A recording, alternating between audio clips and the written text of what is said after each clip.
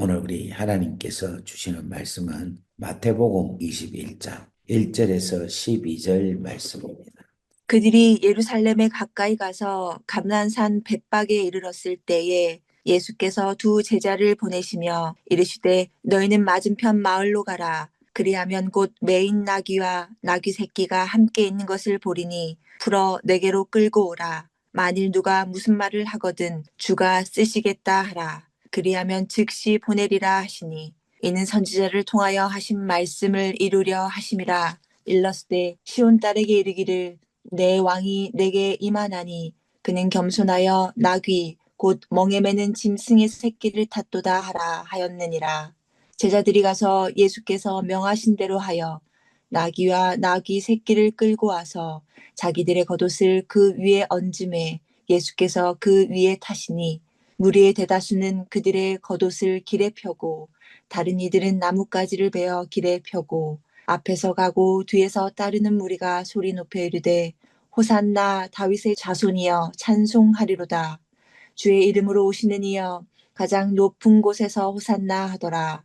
예수께서 예루살렘에 들어가시니 온 성이 소동하여 이르되 이는 누구냐 하거늘 무리가 이르되 갈릴리 나사렛에서 나온 선지자 예수라 하니라. 예수께서 성전에 들어가사 성전 안에서 매매하는 모든 사람들을 내쫓으시며 돈 바꾸는 사람들의 상과 비둘기 파는 사람들의 의자를 둘러 엎으시고 아멘. 예, 이 말씀이 오늘 우리에게 생명이 되는 능력이 되는 말씀이 되기를 주의 이름으로 축복합니다. 우리 한번 기도할까요? 아버지 감사합니다. 오늘도 우리에게 생명의 말씀을 허락하여 주셔서 고맙습니다. 하나님, 이번 이 부활절 이 기간이 하나님 영광이 나타나는 아름다운 시간이 되게 역사하여 주옵소서. 아멘. 예수 그리스도의 이름으로 감사하며 축복하며 기도 올리옵나이다. 아멘. 제가 올해로서 나이가 58이라 여러분 58이면 작은 나이가 아니죠. 근데 우리가 58이면 생일을 58번 먹었잖아요. 제가 부활절도 58번을 먹는 것 같아요. 근데 여러분 생일을 한 살 한 살씩 먹으면서 이 맞이하는 그 생일이 작년의 생일과 올해 생일이 좀 다르죠.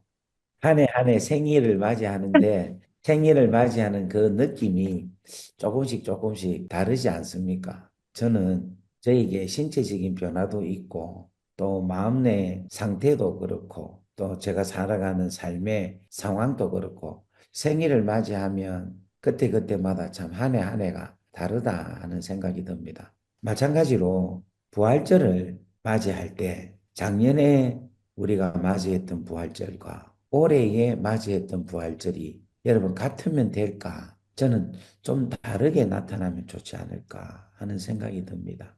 그래서 이스라엘 백성들에게 우리 하나님께서 너희가 절기를 지키라 그렇게 말씀을 하셨는데 그 절기를 지키면서 그 절기로 통하여 주시는 성숙함, 깨닫는 깊이 있는 이런 것들이 좀 다르게 느껴지면서 우리가 보다 더 성숙해지 가고 있지 않나 이런 생각을 해봅니다. 그래서 이번에 부활절이 저에게 있어서 또 색다른 부활절로 하나님께서 저에게 임재한다 이런 생각이 드는데 오늘 우리 킹을 식구들에게도 그러한 부활절이 되기를 주의 이름으로 축복합니다. 아멘. 우리가 고난주간을 지내고 있습니다. 이 고난주간은 언제부터 시작하느냐 하면 종료주일, 주일부터 시작해서 금요일, 토요일까지 부활절 바로 되기 전 토요일까지의 기간을 고난주간이다. 이렇게 이야기를 합니다. 그런데 이 고난주간에 제가 종료주일 설교를 했는데 이 설교를 하면서 하나님께서 아주 좋은 인사이트를 저한테 주셔서 오늘 그 말씀을 나누고자 합니다. 여러분들에게도 크신 은혜가 임하기를 바라고 이번에 여러분 종료주일 날 아마 각 교회에서 종료주일 설교를 들었죠. 그 설교를 들었는데 또 들으면 좀 그가다 싶으지만 또 그냥 하나님의 은혜라 생각하시고 종료주일에 나타나 있는 아름다운 메시지가 풍성하게 이루어지기를 간절히 바랍니다. 자, 고난주간이라는 이 고난 그러니까 종료주일이 우리가 단지 예수님이 왕으로 입성하신다. 그래서 환영을 받고 칭송을 받고 호산나 호산나 하면서 찬송을 받아 겉옷을 뿌려서 그 겉옷을 밟고 가는 그런 아주 화려한 입성식이다라고 생각할 게 아니라 그 입성이 어떻게 보면은 가장 볼상사납고 꼴사나운 입성의 모습이다. 이렇게 오늘 하나님께서 저에게 말씀을 하셨습니다. 자, 그 말씀이 무슨 말씀이냐면 예수님이 예루살렘에 입성할 때에 말을 타고 가지 아니하시고 무엇을 타고 가셨는가 하면 나귀, 그 나귀 중에서도 새끼 나귀를 타고 가셨다라는 것입니다. 오늘 여기에 마태복음 21장에는 나귀와 새끼 나귀를 끌고 와서 이렇게 이야기를 합니다. 그런데 마가복음 11장과 누가복음 19장에는 똑같은 내용이 있는데 나귀가 아니라 새끼 나귀다 이렇게 딱 정해져 있습니다. 그러니까 우리 주님이 누구를 데리고 오게 하셨는가 하면 나귀가 아니라 그 나귀의 새끼인 새끼 나귀를 주님께서 데리고 오게 하셨다는 겁니다. 그럼 왜 이렇게 하셨을까? 이렇게 하신 이유가 우리 예수님은 구약의 성경에 있는 예언을 성취하기 위해서 행하셨다라고 일반적으로 신학자들이 그렇게 이야기를 합니다. 스가랴 9장 9절에 보면은 예수님의 그 예루살렘 입성하는 모습에 대해서 기록을 하고 있습니다. 시온에 따라 크게 기뻐할지어다. 예루살렘에 따라 즐거이 부를지어다. 보라, 내 왕이 내게 임하시나니 그는 공의로우시며 구원을 베푸시며 겸손하여 나귀를 타시나니 나귀의 작은 것, 곧 나귀 새끼니라. 이렇게 이야기를 하고 있어요. 나귀를 타시는데 나귀의 작은 것, 곧 나귀 새끼를 타고 가신다. 그렇게 말씀을 하고 있습니다. 그래서 우리 예수님이 이 말씀을 지키기 위해서 새끼 나귀를 끌고 오라. 그렇게 하셨다라고도 볼 수 있지만 저는 마태복음 21장을 읽으면서 왜 우리 주님이 어미 나귀를 데리고 오지 아니하고 새끼 나귀를 데리고 오게 하셨을까 생각을 해보니 이 새끼의 소유가 나귀 주인의 소유가 아니라 나귀 엄마의 소유도 아니라는 거예요. 이 새끼가. 새끼는 누구의 소유인가 하면은 생명을 주신 하나님의 소유다 하는 것을 말씀하고 있는 것이에요. 이걸 좀 더 쉽게 이야기하자면 여러분 다 자녀들 낳았잖아요. 근데 내가 자녀를 낳아서 내 품에서 나의 자궁에서 아기가 나왔지만 이 자녀가 내 자녀, 내 소유가 아니다. 왜냐하면 이 생명을 주신 분은 하나님이시니 하나님이 진정한 주인이시다. 여러분 이렇게 고백이 되는 것처럼 오늘 새끼 나귀를 주님께서 걸고 오라 한 것은 뭐냐면은 내가 주인이다라는 거예요. 내가 왕이다라는 거예요. 그러니까 주님이 새끼 나귀를 데리고 올 때부터 당신이 왕으로서의 포지션을 가지고 행하신다 하는 것입니다. 우리는 예루살렘 입성을 할 때에 예수님이 왕으로서 입성을 하셨다. 그렇게만 알고 있잖아요. 주님이 왕으로서 입성하셨다. 그런데 저는 조금 더 깊이 보니까 예수님이 예루살렘 입성하기 전부터 준비를 왕으로 준비하셨다는 거예요. 그러니까 주님이 예루살렘에 입성하실 때에 그 입성하시는 그 준비 단계부터 주님이 왕이다 하는 것을 공포하신다는 것을 말씀하고. 그러니까 이게 너무너무 멋진 메시지라는 거예요. 주님이 지금까지는 왕으로서 당신을 드러내지 않으셨는데 이제 주님이 왕으로 등극하시기 쉽게 말하면 컴아웃을 하시려고 딱 하실 때에 주님이 내가 이 세상의 모든 생명의 주인이다 하는 것을 주님께서 공포하시고 나아가신다는 것. 그래서 오늘 이렇게 여러분들이 딱 믿으면 좋겠습니다. 나의 생명을 주관하시는 분은 주님이십니다. 아멘. 내 생명의 주관자는 주님이십니다. 나의 왕은 주님이십니다. 여러분 그렇게 믿고 인정하고 주님께 나아갈 수 있기를 간절히 바랍니다. 아멘. 두 번째 메시지는 뭐냐면 이 새끼 나귀가 어떤 성격을 가지고 있느냐. 여러분 저와 함께 했던 박재근 목사님 아시죠? 그 박 목사님이 수의사 출신이었어요. 수의사. 그래서 이 목사님이 동물들의 성품과 동물들을 너무 잘 압니다. 근데 그 목사님이 마태복음 21장 새끼 나귀를 타고 예수님이 예루살렘 성전에 입성하신다 하는 내용을 볼 때에 박재근 목사님이 이 말씀이 이해가 안 된다는 거예요. 왜냐하면은 이 나귀 자체만 해도 고집이 너무 세고 그리고 자기 등에 뭔가를 올리면 너무너무 싫어한답니다. 그래서 사실은 어지간하게 길을 안 들인 나귀는 그 나귀 등에 사람이 타고 다니는 법이 없답니다. 그 사람이 그 나귀 위에 탈 정도면은 나귀를 엄청나게 수년 동안 훈련을 시키고 훈련을 시켜야지만이 나귀 등에 탈 수가 있다. 만약에 나귀가 허락하지 않으면요. 나귀는 고집을 탁 피워서 아무리 때리고 아무리 끄잡아 당겨도 나귀는 꼼짝달싹하지 않는 고집불통이 나귀랍니다. 그런데 그런 나귀도 타기도 힘든데 우리 예수님이 새끼 나귀를 데리고 온나 이렇게 하고 그 데려온 그 나귀도 한 번도 등에 뭐를 실지 않은 나귀예요. 그러니까 자기 등에 어떤 것도 올라와 보지 않는 그런 낙이라는 거예요. 근데 그런 낙이에 예수님이 타시고 예수님이 그 낙이의 등에 타셔서 가셨다. 이거는 자기가 생각할 때는 있을 수 없는 일이다. 근데 성경은 우리 예수님으로 통하여 이루어지고 있다라는 겁니다.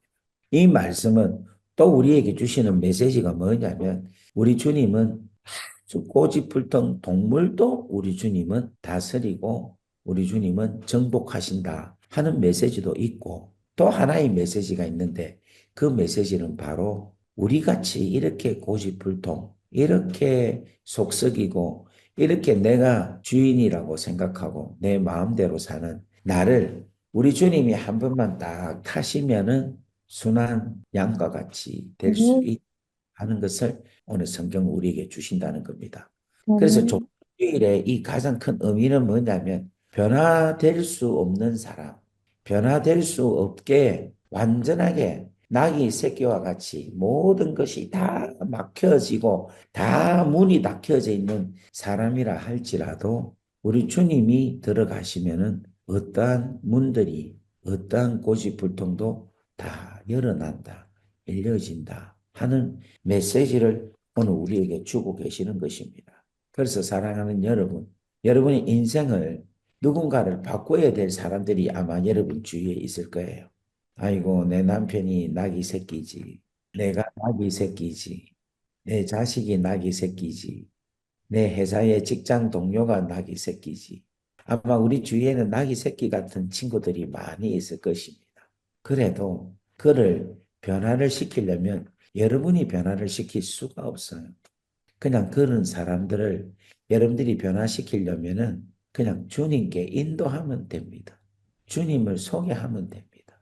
주님이 그들에게 전달되어서 그들이 예수 그리스도의 이야기를 듣게 되면은 그들은 자연스럽게 변화가 되는 것입니다. 오늘 사랑하는 우리 귀한 킹의 식구들에게 간절히 원합니다. 사랑하는 여러분들, 이번 이 종료주일날 왕 대신 예수 그리스도를 증거하는 여러분 되기를 주의 이름으로 축원합니다. 할렐루야. 아멘. 그래서 여러분, 우리가 어떤 누구도 우리가 사람을 바꾼다라고 생각을 하면 틀린 말입니다.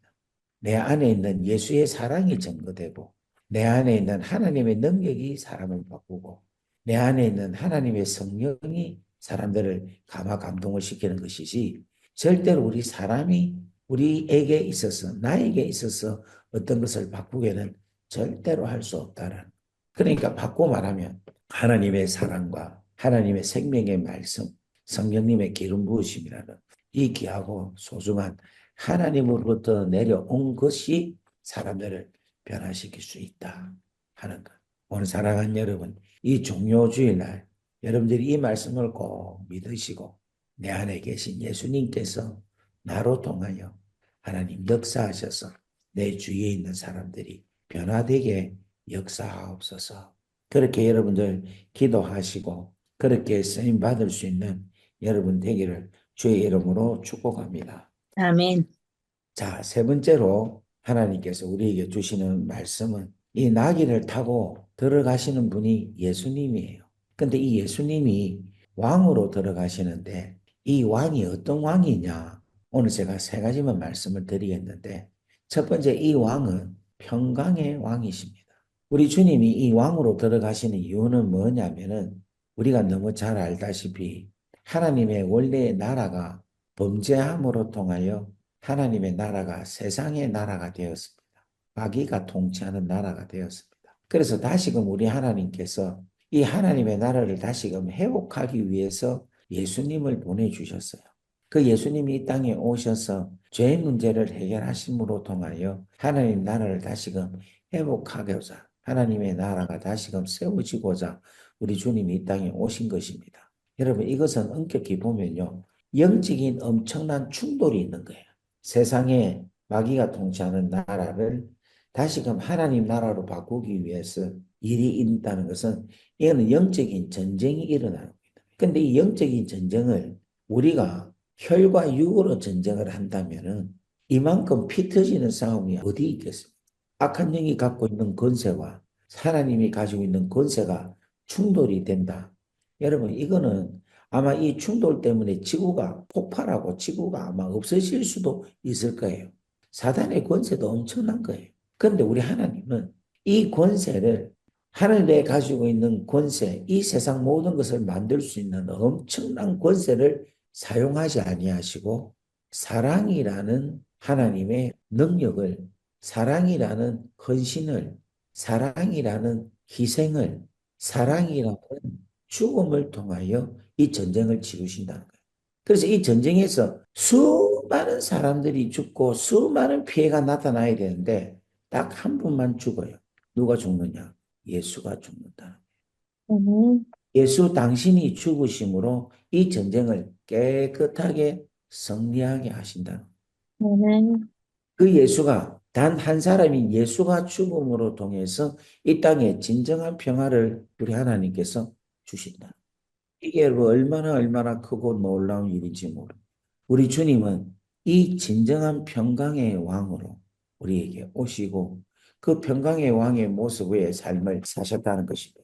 그래서 여러분 마태복음 5장 산상수훈에 보면은 8가지 복이 나오는데 9절에 보면은 화평케 하는 자는 복이 있나니 저희가 하나님의 아들이라 일컬음을 받을 것이며 그렇게 말씀을 하고 있습니다. 여러분 아멘.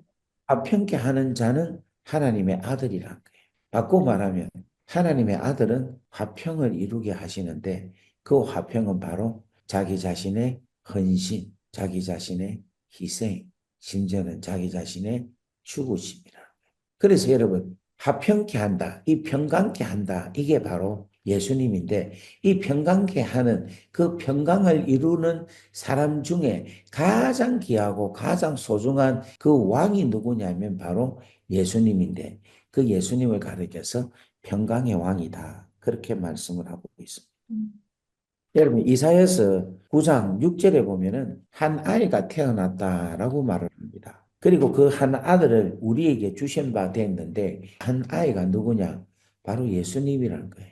근데 이 예수님에게 어깨에는 정사감이 없고 그 이름은 기묘자라 모사라 전능하신 하나님이라 영존하신 아버지시니라 이렇게 이야기를 하고는 그가 우리에게 무엇으로 오시느냐 하면은 평강의 왕으로 오신다. 이렇게 말씀을 하고 있는 거예요. 그러니까 한 아이가 결국은 무엇으로 우리에게 나타나시느냐 하면은 왕으로 나타나는데 평강의 왕으로 나타난다는 겁니다. 자, 우리 이 말씀 이사야서 9장 6절 말씀. 이는 한 아기가 우리에게 낳고 한 아들을 우리에게 주신 바 되었는데 그의 어깨에는 정사를 메었고 그의 이름은 기묘자라 모사라 전능하신 하나님이라 영존하시는 아버지라 평강의 왕이라 할 것임이라. 아멘. 아멘. 그는 기묘라 묘사라 전능하신 하나님이시고 영존하신 아버지신데 그분은 바로 우리의 평강의 왕이시다라는. 아멘.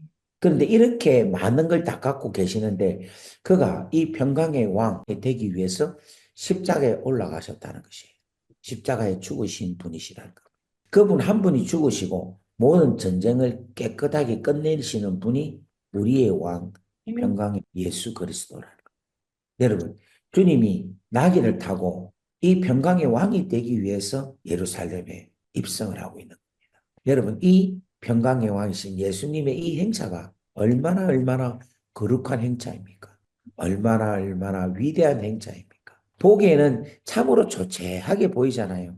여러분, 새끼 나귀를 타고 갔으니까 잘못하면은 발이 땅에 끌리면서 갈지도 모릅니다. 엉거주춤하게 가게 되는 그 행차일 겁니다. 세상 사람들이 바라볼 때는 그 행차가 미련하게 보이는 행차일 것입니다. 하지만 그 행차는 평강의 왕의 행차이기 때문에 능력이 나타나는 행차, 구원을 이루는 행차가 된다는 거예요. 그러니까 세상 사람들이 바라볼 때는 그 행차가 이런 꼴불견 같은 행차가 어디 있느냐? 이런 어설픈 행차가 어디 있느냐? 이런 우둔한 행차가 어디 있느냐? 어떻게 이렇게 미련스러운 행차가 있느냐라고 그 예수님의 행차를 우습게 여기고 아주 낮게 보는 사람들의 눈초리가 있을 것입니다. 그런데 우리는 그 행차가 하나님의 능력의 행차요, 하나님의 지혜의 행차요, 구원의 행차라는 거예요. 이건 여러분, 이 행차를 우리가 무엇으로 비교하면 되느냐면 십자가로 비교하면 딱 맞아요. 여러분, 우리가 너무 잘 알고 있는 고린도전서 1장 18절 말씀을 보면요. 십자가의 도가 멸망하는 자들에게는 미련한 것이요 구원을 받는 우리에게는 하나님의 능력이라. 아멘. 여러분, 구원을 받는 우리에게는 이 십자가가 하나님의 능력인데 구원을 받지 못하고 세상적인 눈으로 볼 때는 십자가는 미련하게 보이는 거예요. 마치 예수의 행차가 미련스럽게 보이고 예수의 행차가 아무것도 아닌 것처럼 보인다는 거예요. 그렇지만 우리가 믿음의 눈으로 바라볼 때에는 예수님의 행차는 평강의 왕의 행차다. 그분 한 분이 십자가에 달려 죽으심으로 당신의 죽음으로 모든 세상을 평화롭게 만드시는 진정한 왕, 진정한 평강의 왕이신 예수 그리스도의 아름다운 한 것입니다. 여러분, 이 귀하고 소중한 주님을 여러분 사랑하시기를 주의 이름으로 축복합니다. 두 번째 우리 주님은 어떤 주님이냐? 겸손의 왕이다. 그렇게 말씀을 합니다. 이 왕이 당나귀, 특별히 그 나귀 새끼를 타고 간다는 것은 얼마나 겸손한지 모른다는 거예요. 자, 이 말은 무슨 말이냐? 제가 봉사잖아요, 한국에서. 근데 봉사인데 참 교회가 웃겨요. 제가 좋은 차를 타고 가면 사람들이 예우를 잘해요. 그런데 제가 안 좋은 차를 타고 가면 그 성도들이 저를 좀 우습게 봅니다. 예를 들면 이건 진짜 있었던 일인데 여 목사님들이 저를 불러가지고 집회를 해달라 해서 갔어요. 갔는데 서울에서 내려가지고 차를 빌려 탔는데 차가 없어가지고 여동생 남편의 여동생 그 내한테는 사돈이죠. 사돈 여동생 차를 탔는데 그 차가 티코였어요. 티코. 저도 세상에 티코는 처음 타봤습니다. 80km 이상이 안 나가대. 80km 막 달리니까 내가 다리가 움직여지더라고. 그만큼 잘 안 다니는 건데 서울에서 그 차를 빌려 타고 파주에서 빌려가지고 새벽에 밤새도록 운전해가지고 타고 갔어. 그래 갔는데 그 제가 티코에서 내리는 걸 보면서 너무 실망하는 거예요. 아이고 이 목사님 이거 타고 오는 거 보니까 능력도 없고 실력도 없고 영성도 없는 분이다. 이렇게 인식이 됐는가 봐.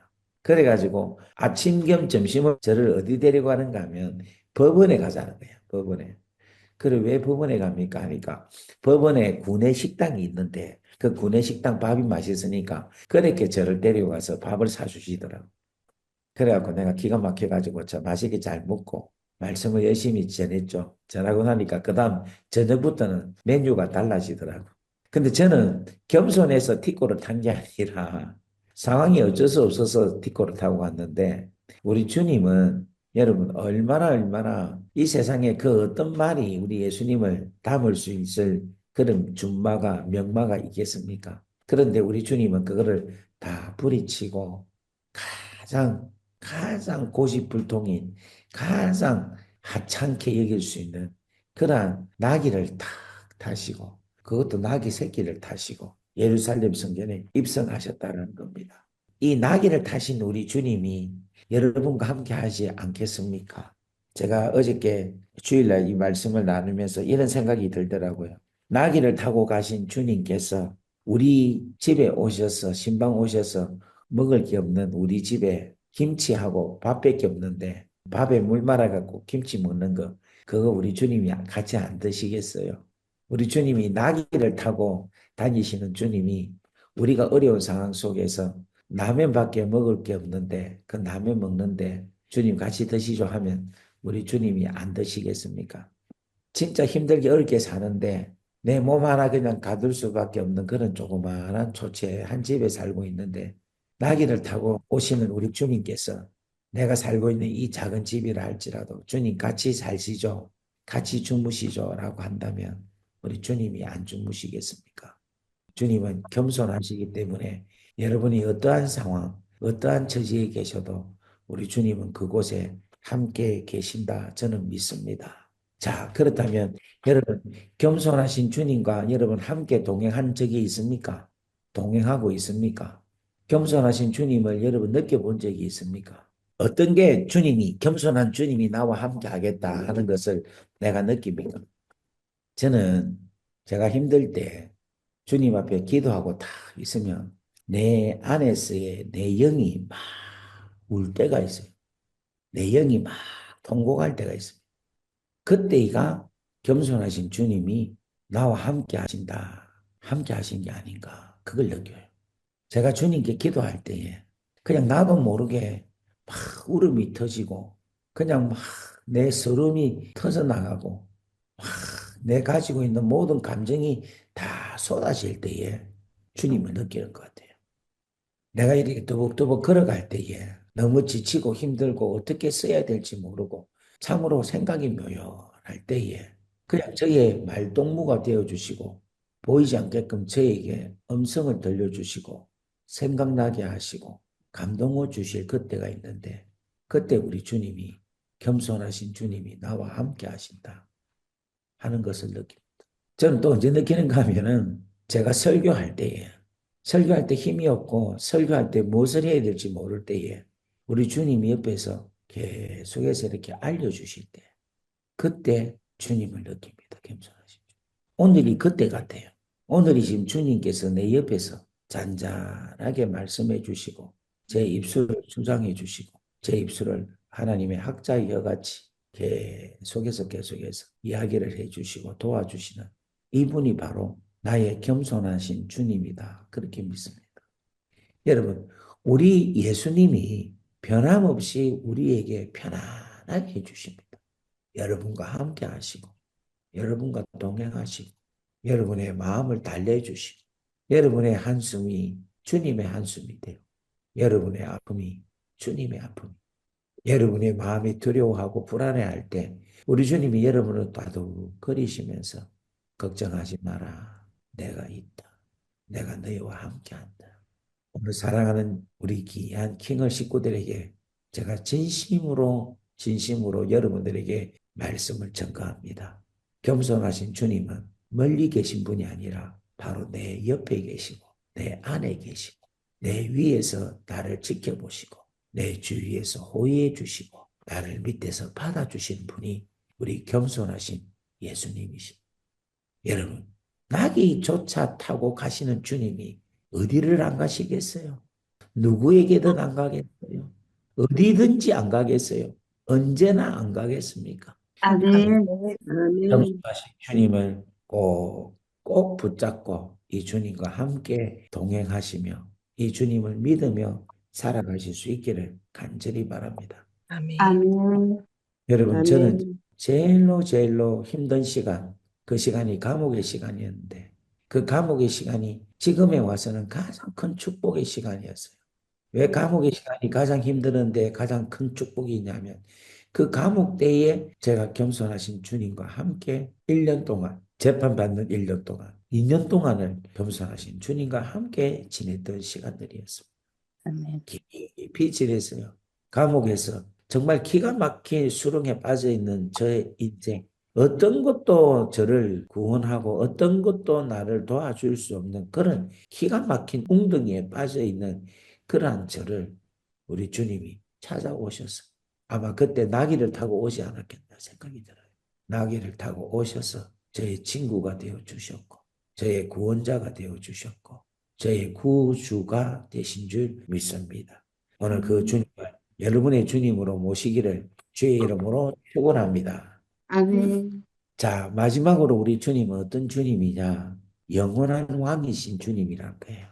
이 세상에는 왕들이 너무 많이 있습니다. 그리고 왕들이 너무 많이 있었어요. 그런데 이 땅에 있는 왕들은 영원하지 않는 왕이에요.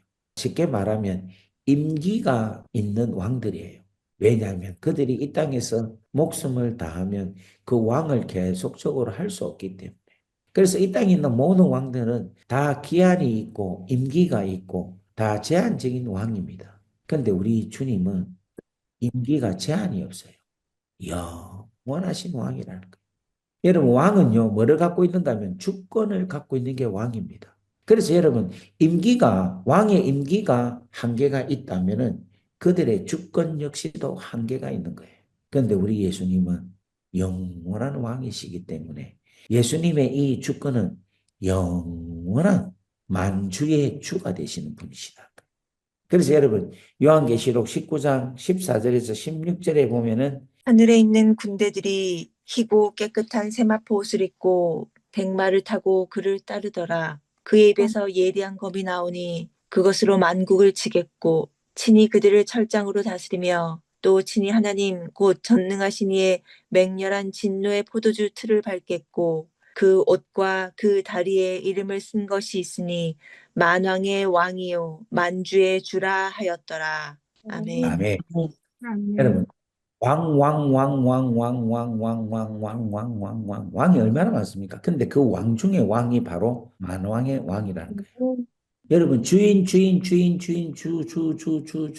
주가 얼마나 많습니까? 근데 그 주인 중에 주가 바로 만주의 주다. 바로 예수 그리스도라는 겁니다.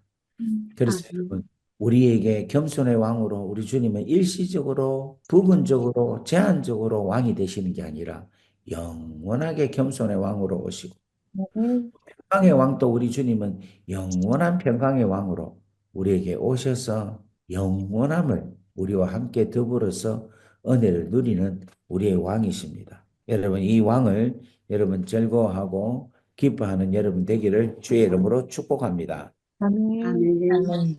그렇다면 이제 말씀으로 우리 결론을 내리겠습니다. 그러면 이 만왕의 왕, 만주의 주이신 왕에 대해서 우리는 어떤 자세를 가져야 되느냐? 첫 번째로 마가복음 11장 7절부터 11절까지 한 번만 더 읽겠습니다. 나귀 새끼를 예수께로 끌고 와서 자기들의 겉옷을 그 위에 얹어 놓음에 예수께서 타시니 많은 사람들은 자기들의 겉옷을 또 다른 이들은 들에서 벤 나뭇가지를 길에 펴며 앞에서 가고 뒤에서 따르는 자들이 소리 지르되 호산나 찬송하리로다. 주의 이름으로 오시는 이여 찬송하리로다. 오는 우리 조상 다윗의 나라여 가장 높은 곳에서 호산나 하더라. 아멘.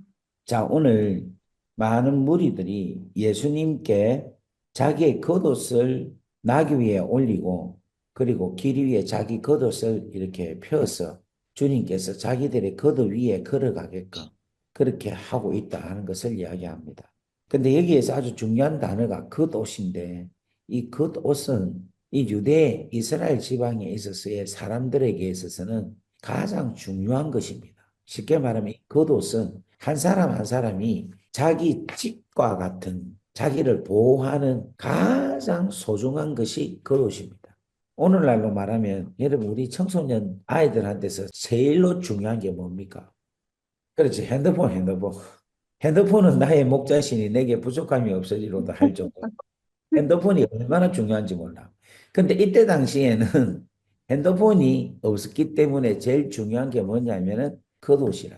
이제 오늘날로 말하면은 겉옷을 던졌다라는 것을 핸드폰을 드렸다 이렇게 표현을 할 수가 있는 거예요. 그만큼 이 겉옷을 낸다는 것은 자기의 전부를 준다라고 이야기를 하는 겁니다. 오늘 사랑하는 여러분, 주님을 여러분 모든 것을 다 드려서 주님을 영접할 수 있는 그렇게 대우를 받기에 합당한 분이 우리의 주님이십니다. 아멘. 여러분들이 정말 주님의 진가를 안다면 여러분 주님을 진심으로 잘 모시고 영접할 수 있는 그런 자들이 되어야 된다. 누가복음 7장에 36절에 보면은 바리새인 중에 시몬이라 하는 이름을 가진 자가 있습니다. 근데 그가 예수님을 자기 집에 초청을 해요. 근데 이제 이 바리새인한테는 어떤 속셈이 있은 거지. 예수님께 질문을 하고 또 예수님의 잘못된 걸 꼬투리도 잡고 하여튼 악유를 하려고 주님을 자기 집에 초청을 했습니다. 그런데 그때 그 초청한 그 집에 그 동네에 가장 죄인이다라고 소문이 난 한 여인이 와가지고 자기가 모아놓은 아주 값비싼 향료를 예수님 발에 붓고 자기 머리로 예수님을 발을 닦는 그 모습을 보입니다. 그러니까 이 바리새인 이 시몬이 뭐라고 하느냐 하면은 야, 예수가 진짜 선지자라면 이 여자가 얼마나 나쁜 여자인지 얼마나 죄인인지 아는데 이걸 모르고 있는 거 보니까 이 사람이 진짜 선지자가 맞나 그렇게 의심을 하고 있은 거예요. 그러니까 우리 예수님이 그 마음을 아시고 주님이 이렇게 말씀합니다. 야, 시몬, 너는 내가 이 집에 왔을 때 내 발을 씻긴 적이 있냐? 그리고 내 머리에 기름을 바른 적이 있느냐? 너는 그래 하지 않지 않느냐? 근데 이 여인은 나를 위하여서 그렇게 했다. 이렇게 이야기하는 거예요. 근데 이 이야기가 무슨 이야기인가 하면은 이 바리새인 시몬은 예수님의 진가를 잘 몰랐기 때문에 예수님을 대충대충 대문대문 그냥 그렇게 오신 거예요. 그런데 이 마리아는 예수님의 진가를 아는 거라. 예수님은 진정한 왕이시고 겸손한 왕이시고 나의 구세주다 하는 것을 진짜 아는 거예요. 그러니까 대우가 다른 거예요. 저는 오늘 여러분들이 예수님에 대한 인식이 예수님에 대한 마음가짐이 오늘 여러분들이 완전히 새로워지기를 주의 이름으로 축복합니다. 아멘. 그래 할 때 여러분들이 진짜 옷을 벗어서 주께 드릴 수가 있죠. 여러분 우리 주님이 진짜 우리가 영광을 돌리기에 정말 합당한 사람이에요. 예수라는 이 진리이신 왕이신 예수님을 두고 내가 어떤 마음을 가지고 주님께 대하느냐, 내가 어떻게 주님에 대해서 인식을 하고 살아가느냐, 이게 너무너무 중요한 겁니다, 여러분. 지금까지 우리가 겸손의 왕이다 들었고 사랑의 왕이다 들었고 평강의 왕이다 들었고 영원한 왕이다 우리가 지금 쭉 듣고 주님에 대해서 너무너무 귀하다라고 보지만은 그분에 대한 내 마음속에 비중이 어느 정도 있는가가 여러분 한번 생각을 하시기. 자, 두 번째로 이 백성들이 뭐를 흔들었는가 하면 종려나무에 있는 가지를 들고 흔들었습니다. 오늘 성경에는 종려나무 가지라고 말을 하고 있지 않지만 우리가 종려주의를 지내는 것은 종려나무 가지를 들고 흔들었다 이렇게 말씀을 합니다. 여러분 이스라엘에는요 종려나무도 있지만은 또 무슨 나무도 있는가 하면 무화과 나무도 있고 저는 가보지는 않았지만 뭐 파인애플 나무도 있을 거고 바나나 나무도 있을 거고 여러 가지 아니 있겠습니까? 그죠? 여러 가지 나무가 있을 거예요. 그런데 왜 종려나무 가지를 들고 흔들었는가 하면은 종려나무에는 이름이 있어요. 뜻이 있습니다. 그 뜻이 세 가지가 있는데 하나는 뭐냐면 당신은 의인입니다라는 거예요. 종려나무에는 의인이라는 뜻이 있어요. 두 번째로 종려나무에는 종려나무가 나 볼 때 별로 아름답지 않는데 그 뜻은 아름답다라는 뜻이 있어요. 그리고 세 번째로는 뭔가 하면 성리를 할 때 들어오는 그 개성 장군에게 흔드는 게 종려나무 가지랍니다. 그래서 성리라는 뜻이 있답니다. 그래서 이들이 예수님을 향하여 이걸 흔드는 이유는 뭐냐면 당신만이 의인이십니다. 라고 주님을 찬양하는 겁니다. 당신만이 아름다운 분이십니다. 라고 주님을 찬양하는 거예요.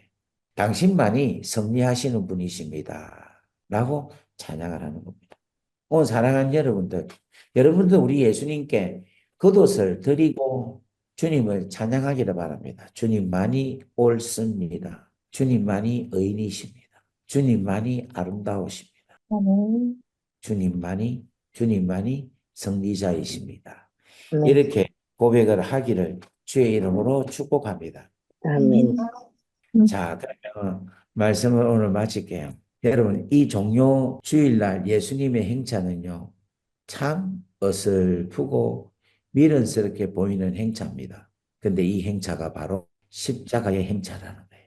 십자가의 모습이라는 거예요. 십자가의 도가 멸망하는 자들에게는 미련하게 보이지만 구원을 얻는 우리들에게는 하나님의 능력이 된다. 여러분 이것을 꼭 믿으시고 주님 앞에 나아갈 수 있기를 주의 이름으로 축복합니다. 아멘. 마칠라 하니까 하나만 더 하고 마쳐야 되겠네. 이 종려나무를 흔들면서 애들이 뭐라고 소리쳤습니까? 호산.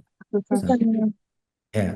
다른 이야기를 안 하고 호산나라고 얘기했어요. 호산나. 그리고 다윗의 자손이여 이렇게 하거든요. 호산나 다윗의 자손이요. 근데 이 호산나라는 말은 무슨 말이냐면 우리를 구원하여 주소서라는 말이에요.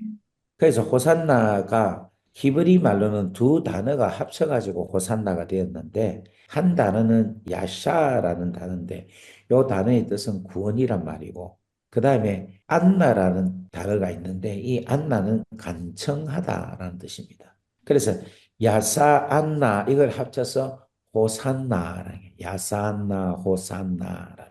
그래서 이걸 합쳐보면은 여호와여 우리를 구원하소서 이렇게 이야기합니다.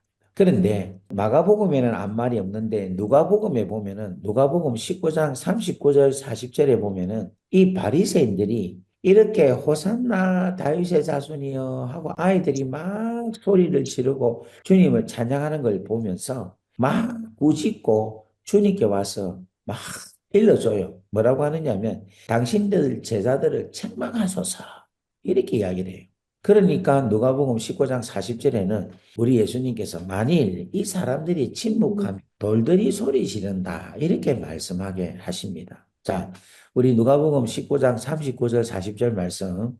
무리 중 어떤 바리새인들이 말하되 선생이여 당신의 제자들을 책망하소서 하거늘 대답하여 이르시되 내가 너희에게 말하노니 만일 이 사람들이 침묵하면 돌들이 소리 지르리라 하시니라. 아멘. 아멘. 여러분, 이 아이들이 호산나 다윗의 자손 예수여라고 이렇게 외쳐요. 근데 이들이 예수님이 지금 걸어가는 이 행차가 진짜 온 인류를 구원하기 위한 행차인 줄 그들이 알고 있었겠어요? 몰랐은 거예요. 그냥 예수님이 다윗의 자손으로 혹시라도 임금이 되어서 우리 나라를, 우리 민족을 로마에서 구원하여 주소서 하는 생각으로 이야기를 했다면 어느 정도 일리가 있어요. 그런데 이 애들이 호산나 다윗의 자손이여 호산나 우리를 구원하소서 이 구원이 우리를 죄악 가운데서 구원하여 주옵소서 하는 의미를 담고 고백을 하지는 않았을 것입니다. 근데 우리 하나님은 이러든 저러든 그렇게 하게 하신다는 거예요. 예를 들면 예수님이 십자가에 달려 죽는 것을 대제사장과 바리새인 서기관들 이스라엘 백성들이 십자가에 못 박는 것은 예수님을 죽이려고 그런 거지. 그 예수의 십자가에 달려 돌아가셔서 그거로 통하여 구원을 이루어서 온 사람의 죄값을 치르고 인간들을 구원케 하고자 하는 그러한 것은 몰랐던 거예요. 그런데 하나님은 그거를 들어서 사용하신 거예요. 아멘. 마찬가지로 아이들이 아무 생각 없이 그냥 호산나 다윗의 자손이여라고 이야기를 했는데 우리 하나님은 그것을 가지고 아버지의 뜻을 이루시는 분이시라. 아멘. 그러니까 우리 하나님은 어떤 것도 무슨 건덕지가 있으면 그걸 갖고 하나님은 선으로 바꾸셔서 당신의 뜻을 이루어 주시는 거예요. 예를 들면 지금 제가 유럽에 놀러 왔어요. 놀러. 유럽을 구경하고 안 와봤으니까 놀러 간다고 왔는데 하나님께서 놀러 간 그 발걸음을 유럽 복음화로 바꾸어 주신 거야. 지금 여러분들이 킹을에 뭐 어떨 결에 와서 어떤 상황이 온지는 모르지만 왔는데 하나님께서 이 킹을로 통하여서 여러분의 인생을 바꾸게 하신다니까. 아멘. 그러니까 여러분 보십시오. 하나님의 이 뜻이 오직하면 아들이 아무 생각 없이 외치는 이 호산나 우리를 구원하소서 하는 아무 생각 없이 외치는 이 소리를 갖고도 우리 하나님이 가지고 계신 계획, 이 세상을 모든 인류를 구원케 하고자 하시는 하나님의 뜻을 이루신다니까. 아멘. 하나님이 가지고 있는 그 본래의 뜻이 있는데 그 뜻을 아이들이 외치는 것, 아무 생각 없이 외치는 그거를 갖고도 우리 주님이 붙잡고 이루신다니까. 아멘. 근데 만약 애들이 그걸 못하게끔 바리새인들이 한다면은 하나님은 당신의 뜻을 이루시기 위해서 돌들을 통하여서 외치게 했으라도 당신의 뜻을 이룬다라는 말씀을 하고 있다. 아멘. 돌들을 깨우쳐서 돌들이 터지서 막 우리를 구원하소서 돌들이 호산나 호산나 하게 했으라도 내가 원하는 내가 뜻하는 뜻을 나는 이루겠다라는 말씀을 하고 있는 거예요. 아멘. 오늘 사랑하는 여러분들 우리가 이 하나님의 계획, 하나님의 절대적인 섭리 안에 들어가 있기만 한다면은 하나님은 반드시 우리를 통하여 역사하십니다. 아멘. 하나님은 당신의 뜻을 이루신다니까. 아멘. 하나님은 하나님 편입니다. 하나님은 하나님이 행하시는 것을 하나님이 반드시 하십니다. 반드시 행하십니다. 돌을 통하여서 생명이 없는 돌을 터뜨리면서도 우리 하나님은 행하신다. 아멘. 여러분 이 절대자이신 하나님을 여러분이 인정하시고 절대 죽은 자이신 하나님에 대한 믿음을 가지고 나아갈 수 있는 은혜가 넘치기를 주의 이름으로 축복합니다. 오늘 주신 말씀들을 생각하면서 우리 기도하겠습니다. 아버지 하나님 감사합니다. 하나님께서 우리에게 많은 말씀을 주셨는데 이 말씀 하나하나가 우리 안에 생명이 되게 하시고 능력이 되게 하시고 진리가 되게 하시고 축복이 되게 역사하여 주옵소서.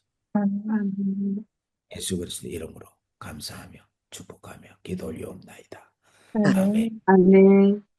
우리 주 예수 그리스도의 크신 은혜와 하나님 아버지의 무한하신 사랑하심과 성령님의 감화감동, 교통, 역사, 위로 충만하심이 오늘 이 자리에 있는 당신의 귀한 자녀들 머리 위에 지금으로부터 영원토록 함께 하시기를 간절히 축원하옵나이다. 아멘. 아멘.